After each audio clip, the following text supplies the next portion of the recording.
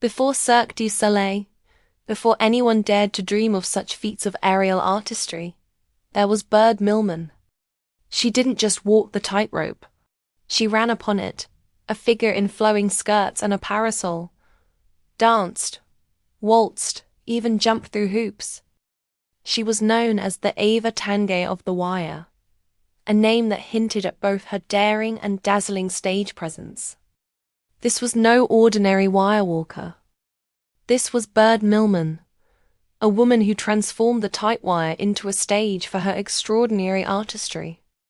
In this episode of Celebrity Afterlife, we remember her and help to keep her memory alive.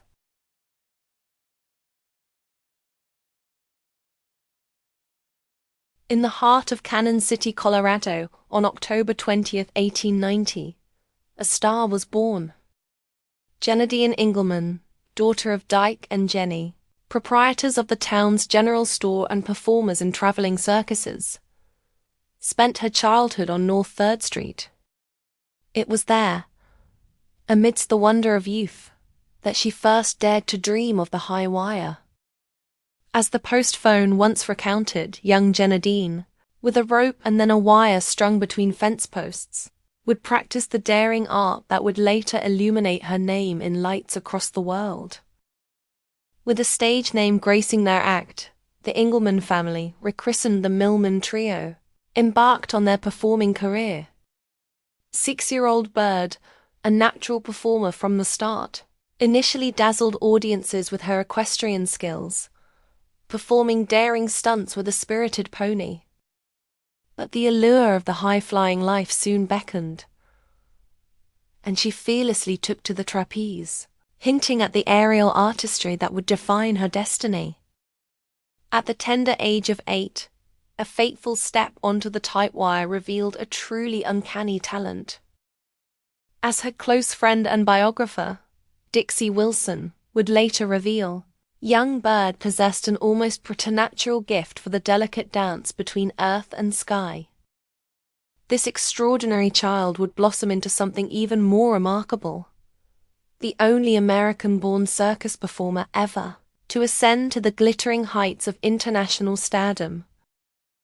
Fate took a dramatic turn when Bird's father suffered a harrowing 40-foot fall from the wire, leaving him hospitalized and the family's act in jeopardy.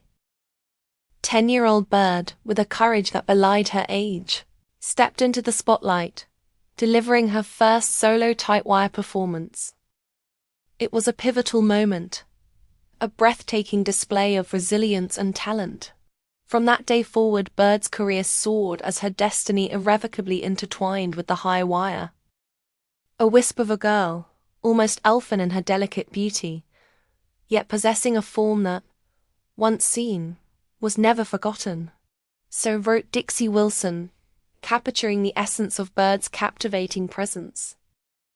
Her words, along with countless articles and photographs, reside within the archives of the Royal Gorge Regional Museum and History Center in Canyon City, a testament to the enduring fascination with this extraordinary performer.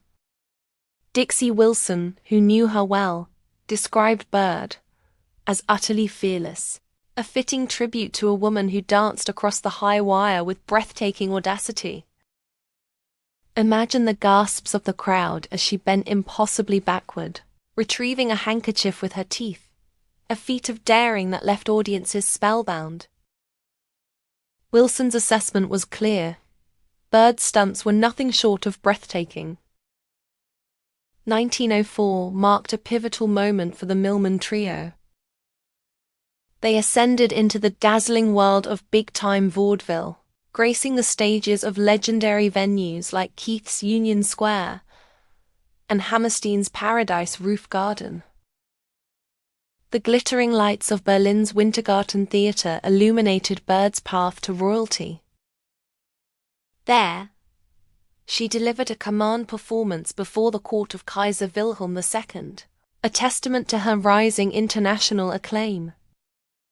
Returning to the United States, she rebranded her act as Bird Millman and Company, adding the prestigious New York Hippodrome and the legendary Palace Theater on Broadway to her already impressive repertoire.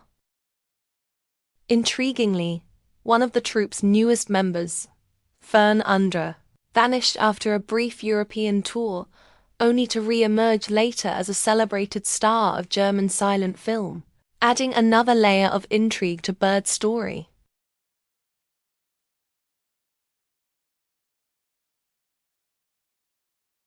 "1913 marked Bird's ascension to the center ring, a coveted spot with the legendary Barnum and Bailey Circus. She remained a star even after its merger with the Ringling Brothers Circus, her name forever intertwined with the greatest show on earth. A Barnum and Bailey flyer captured the awe she inspired. Wirewalker is a misnomer. She does not walk. She runs upon it, dances and swings in so fearless a fashion. Indeed, Bird's artistry transcended mere walking. High above the sawdust, she recreated popular dances of the day, from the waltz, the cakewalk, even a Hawaiian dance, each step a breathtaking display of skill and daring. She even dared to jump through a hoop while on the wire, a feat that defied gravity and imagination. It wasn't just her daring, but the ethereal lightness, grace and sheer speed of Bird's performances that catapulted her to such heights of fame. A fairy on a cobweb, as she was often described, Bird presented a unique and captivating spectacle high above the awestruck crowds.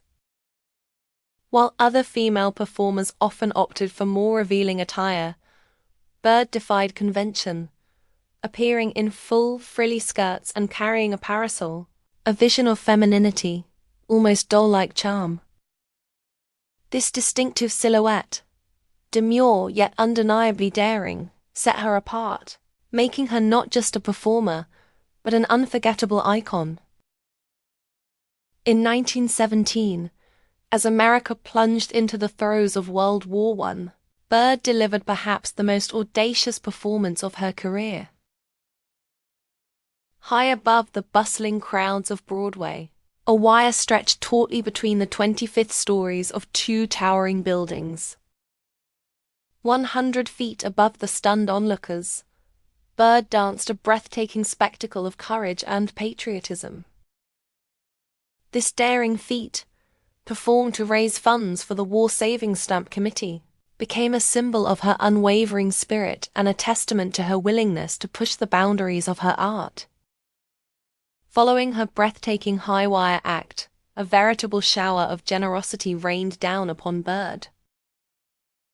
As one newspaper account described, a throng of financial district workers, moved by her daring and patriotism, showered her with contributions, a tangible expression of their admiration and support. Even during the circus off-season, Bird's star continued to shine brightly. Broadway beckoned, and she graced the stage in Ziegfeld's Follies of 1916 and several editions of Ziegfeld's Frolics, further solidifying her status as a national treasure. Such was her prestige within the circus world that, during her performances in 1919 and 1920, the side rings stood empty, a rare honor reserved only for the most luminous of stars.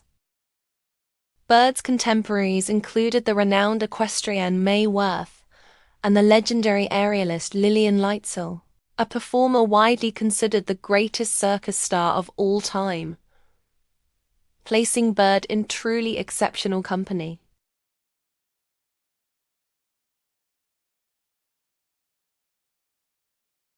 The high-wire artist who had captivated the world with her daring grace finally found her own heart captured.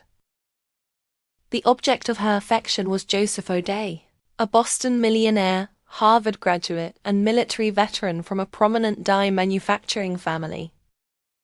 Their secret union in 1924 marked the end of Bird's celebrated career in the air.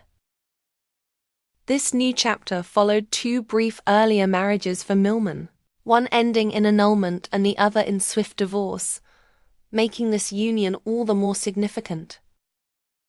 In a letter to a friend, Bird confirmed her surprising decision, writing, Yes, I am married and really am retired. At least, I think I have. I hope the old call of the sawdust ring won't be too much for me. A hint of wistful longing underlies her words, suggesting that while she had chosen a new path, the magic of the circus, the thrill of the high wire, still lingered in her heart. The Great Depression cast a long shadow, and Joseph O'Day, like so many others, faced devastating losses in the stock market crash of 1929. His death shortly thereafter left Bird a widow, her life once again touched by tragedy. As if fate dealt another cruel blow, old injuries resurfaced, and Bird faced a new battle against spinal cancer. It was then that her devoted friend, Dixie Wilson, stepped forward, a beacon of support, raising funds to ensure Bird received the treatment she so desperately needed.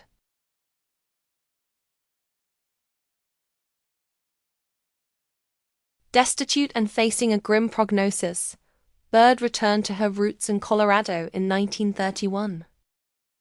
She joined her mother and extended family on a small chicken farm at 295 Pear Street, a world away from the glittering stages she once commanded. There, at the tragically young age of 49, she succumbed to the ravages of spinal and uterine cancer. Her final tribute, a poignant eulogy, was penned by her lifelong friend, the author Dixie Wilson, sister of composer Meredith Wilson, ensuring that Bird's extraordinary story would not be forgotten. Bird Millman's name, forever etched in the annals of circus history, received its ultimate honor in 1961. Posthumously, she was inducted into the International Circus Hall of Fame, a fitting tribute to a woman who had redefined the art of the high wire, and whose legacy continues to inspire awe and wonder. Bird Millman's legacy lives on, not just in memory, but in vibrant tributes that grace her hometown of Cannon City. A striking bronze statue, sculpted by local artist Robert Henderson, stands proudly at Coldwell Banker on 7th and US 50, a testament to her enduring presence. Meanwhile, at the Cannon City Public Library, a captivating portrait by local artist Edward Adamick captures her essence on canvas. Upstairs in the museum, whispers Lisa Stutz, curator of the Royal Gorge Regional Museum, we hold tangible pieces of her remarkable story. A bronze shoe, a delicate memento of her daring grace, and a good luck elephant charm, a talisman that once accompanied her on her high-flying adventures, offer a glimpse into the life of the extraordinary Bird Millman. A poignant gift from a mother's heart, Bird's own dancing shoe found its way to the museum after her passing. This wasn't just any shoe. As a March 14, 1941, newspaper article proclaimed, it was the shoe that danced around the world. Crafted from the softest elk hide, specially treated during tanning to remove any trace of oil that might betray her delicate steps on the wire, this shoe whispers tales of her extraordinary artistry and the countless miles it carried her across the globe. Bird Millman is laid to rest at Lakeside Cemetery in Cannon City, Colorado. Section C, Block 17, Lot 4, Grave Number 2. Thanks so much for tuning into today's video. I post new videos every Tuesday, Thursday, and Saturday. So be sure to like, subscribe, and click the bell to catch every episode where we dive into the Celebrity Afterlife.